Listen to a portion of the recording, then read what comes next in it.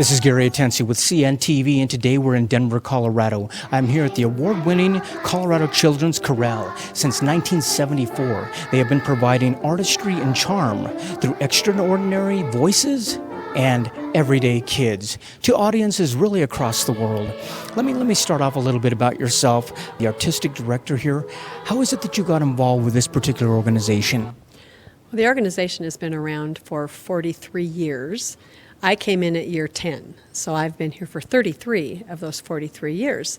And I was an elementary school music teacher in Jefferson County. I had been teaching for several years, and then I had 2 children of my own. And after I had my children, I was just looking for something else to do, maybe a little part-time. So I came and interviewed for the Colorado Children's Chorale. I started as a music assistant, and then as my children grew and the job grew, and that was in 1983. In 1999, I was appointed artistic director, and here we are today. The rest is history. As you basically say, you absolutely, positively can't help but singing along. I mean, really, is that the case for most folks, be it on a public stage or possibly in our shower privately or even in our car? We enjoy singing along when it comes to music. Hear so much music in our culture, which is a wonderful thing. And so that sort of instinct to sing along or hum along, whether you're good or not so good or bad, I don't think anybody's bad. I think everybody can do it.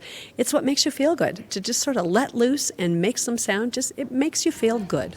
Absolutely. I mean, this is quite an impressive organization. For over 4 decades, they evolved along with the community here. You now yearly are able to train up over 500 members, different ages. Share with me the ages, and what are you looking for exactly when you're out looking for kids to join? The kids in our core programs are 2nd grade through 8th grade, or roughly ages 7 through 14. We're looking for them when they're young. They do audition, but we're looking for those kids we were just talking about, those kids who just ever since they were little have loved to sing. We're not looking for trained children at that age. We're just looking for kids who have a nice, natural, high voice, and also we're looking for an energy. We tell classroom teachers, send us your 5 craziest kids. The kids that are making you crazy in the classroom, those are the ones we want, because it's that energy that makes them fantastic performers. We can teach them to sing. We can help with that, but they have to have sort of an inherent energy to get on stage and do their thing. So we take all that energy and we focus it into their performance, and you see the result of it. That is wonderful. Not only do you provide a diverse repertoire of music, but actually the kids themselves are pretty diverse. We're talking about coming from different socioeconomic backgrounds. There's a good mix when I walk through the crowd there. They are. We reflect the diversity of the Denver metropolitan area. We have kids that come from over 165 different schools. They come from as far away as Vail, Lyman on the Eastern Plains, north and south. So they're coming from all over. So we definitely reflect the diversity of the entire Front Range.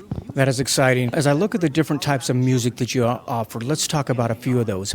As a parent, I would have to look and ask, can children of this age actually sing fully staged opera? Tell me about that. You know, they can.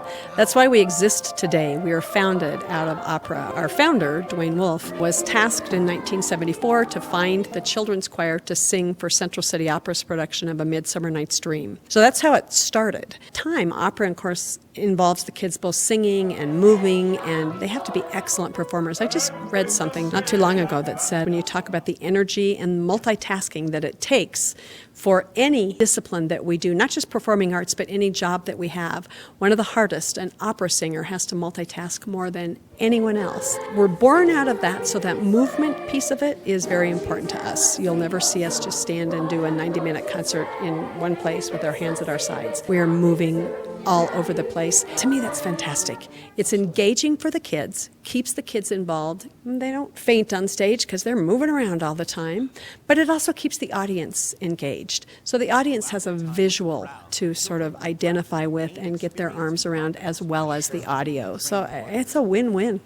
Speaking of the audience, share with us some of the notable opera performances that you've provided for in the past few years. This past season, we did Tosca with the Colorado Symphony, as well as La Boheme with Central City Opera. Next summer, we'll be on stage again with Central City Opera for Carmen.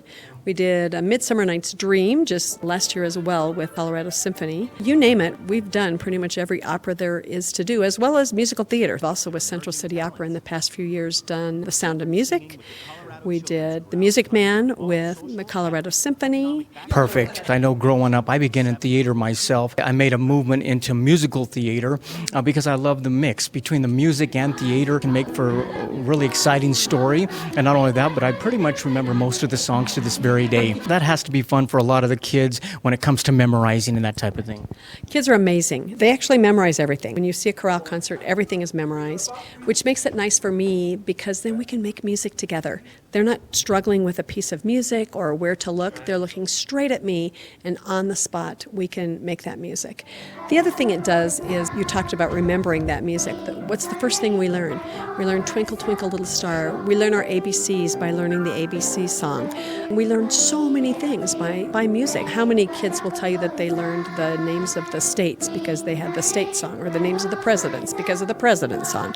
So music gives you something to hook into. It engages a different part of your brain and makes it easy for you to memorize things. Memorizing multiplication facts, it doesn't matter what it is. It gives you that next little step that hooks things in for you. Once again, exposed to quite a few different types of music.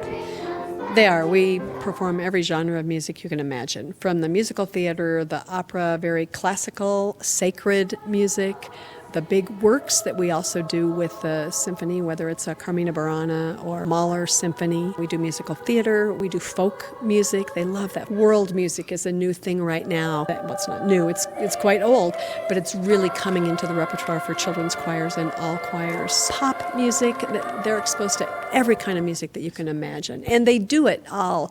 I always say that I have the best job in the world because it's a very flexible instrument, that their sound, they can mimic anything.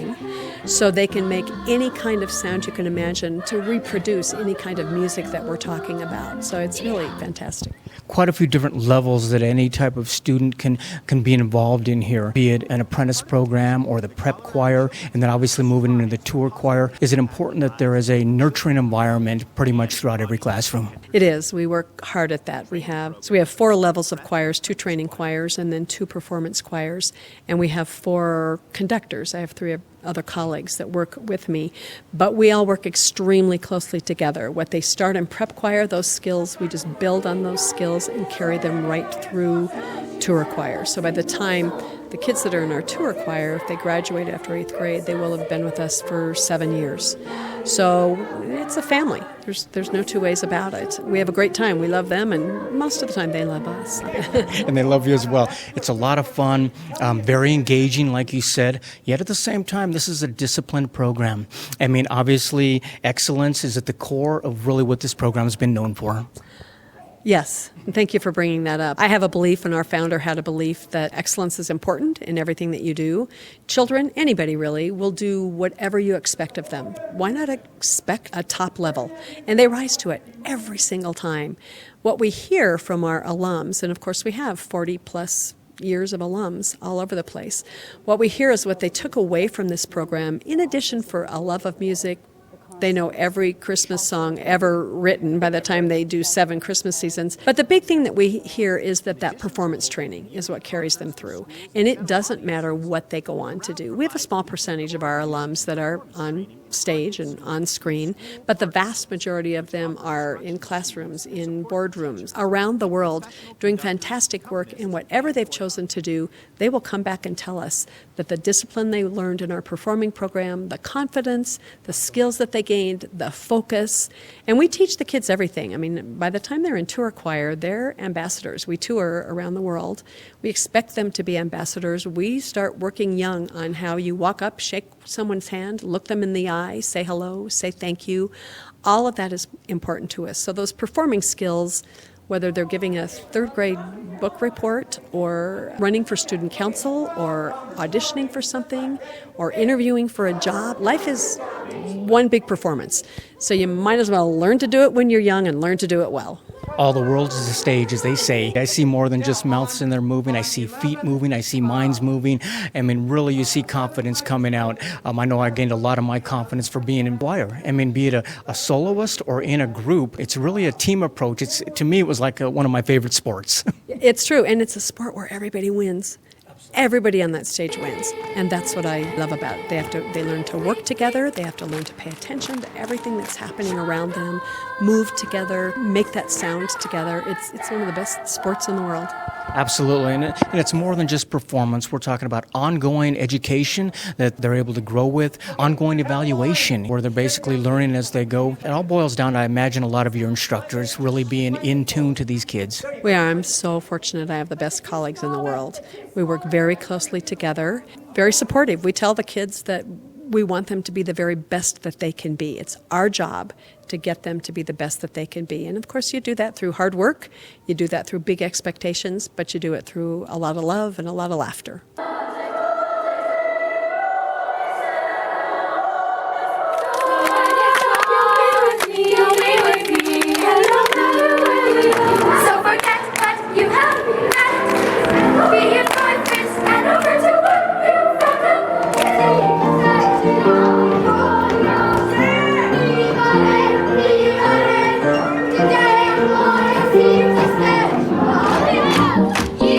If I had a wagon, I would go to Colorado, go to Colorado. If I had a wagon, I would. If I had a wagon, I would go to the state where a man can walk a mile high. That planet Earth turns slowly.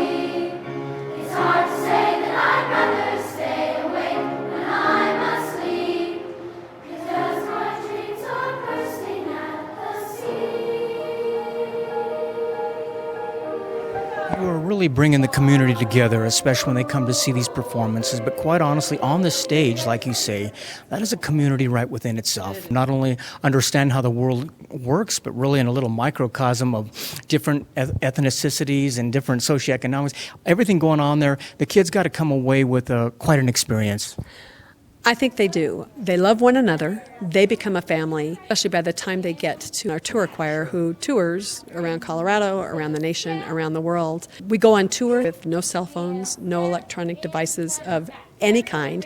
When you walk into our rehearsal room, you see the cell phones lined up on a table. They're turned off, and we call it the bubble of tour, where they have to learn to rely on one another. They're tuned into exactly what we're doing that day. They're not thinking about anything else but where we are. They're learning the culture, and the culture in Fort Morgan, Colorado is as different for them as the culture in Australia or Brazil or any place else. We love the notion of getting them out of their comfort zone, finding out that there's a big world out there that then becomes a small world, and so many different things.